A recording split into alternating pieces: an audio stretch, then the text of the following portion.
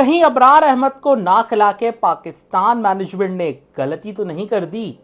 सऊद शकील और मोहम्मद रिजवान की शानदार बैटिंग, लेकिन पाकिस्तान के इनिंग्स जब डिक्लेयर हुई तो उसके बाद पाकिस्तानी पेसर्स ने 12 ओवर करवाए रावलपिंडी की विकेट पर और कोई खास स्विंग नजर नहीं आई, जिसके बाद ये सवालात उठते हैं कि एक स्पिनर जो आपकी टीम में था अबरार अहमद, उसको आपने बाहर तो कर दिया, लेकिन क्या अबरार को बाहर करना कोई गलती तो साबित नहीं होगी, क्योंकि इस विकेट पर पाकिस्तान ने लास्ट इनिंग्स में बॉलिंग करनी है और जब चौथे इनिंग्स में आप बॉलिंग करते हैं तो विकेट ब्रेक हो जाता है और वहां पर रिवर्स स्विंग तो फास्ट बॉलर्स को मिलती ही है, लेकिन स्पिनर्स का किरदार अहम होता है।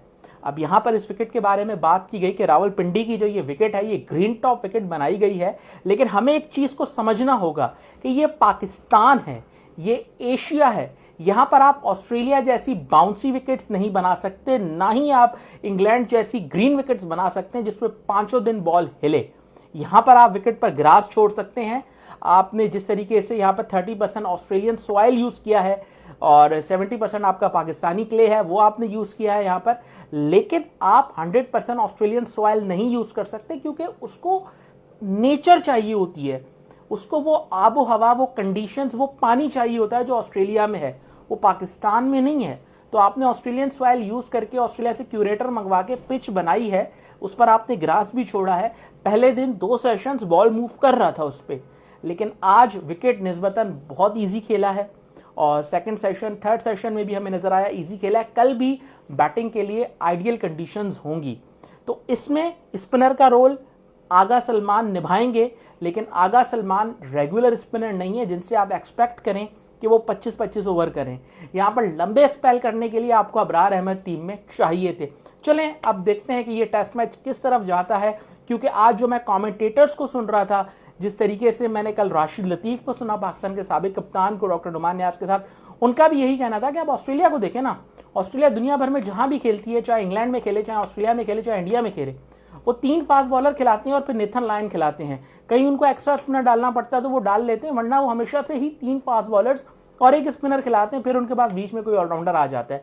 तो आप अपने मेन स्पिनर को कभी ड्रॉप ना करें, स्पेशली पाकिस्तानी कंडीशंस में। मोहम्मद रिजवान की आज बहुत तारीफ करनी होगी, जिस तरीके से आउटस्टैंडिंग उन्होंने बैटिंग की है, और मैं समझता हूं कि आज की बैटिंग के बाद अगर रिजवान को कोई इंजरी नहीं होती, ऑल्दो उनको क्रैम्प्स पड़ गए थे फील्डिंग में, सरफराज अहमद विकेट कीपिंग करने आ गए थे, लेकिन जिस तरीके की उन्होंने इनिंग्स खेली है, अगर वो इसी तरीके से खेलते रहे तो आगे आने वाली इंग्लैंड की सीरीज हो या फिर साउथ अफ्रीका टूर हो, वहां पर अब वो खेलेंगे। क्योंकि पहले एक डिबेट चल रही थी कि आया सरफराज अहमद खेलेंगे या रिजवान खेलेंगे, लेकिन रिजवान ने आज जिस तरीके से बैटिंग की है, बल्कि कल से ही करना शुरू कर दी थी, आज उसको कंटिन्यू किया, और जिस तरीके से उन्होंने बैटिंग की है, यकीनी मानों में अब रिजवान ही आपको पाकिस्तान के लिए रेगुलरली टेस्ट क्रिकेट में नजर आएंगे, क्योंकि कंसिस्टेंसी शो की है उन्होंने। ऑस्ट्रेलिया में भी रन्स किए 2 टेस्ट मैचेस जो वहां पे खेले, पहला सरफराज खेले थे, फिर यहां पर भी उन्होंने की है। हालांकि क्रैम्प्स उनको पड़ गए थे थर्ड सेशन में, आखिर में वो चले गए थे। सरफराज ने 5-6 ओवर आके विकेट कीपिंग की है। होपफुली कल रिजवान वापस आएंगे और फिर देखते हैं कि आगे किस तरीके से परफॉर्म करते हैं। सऊद शकील की हमें तारीफ करनी होगी,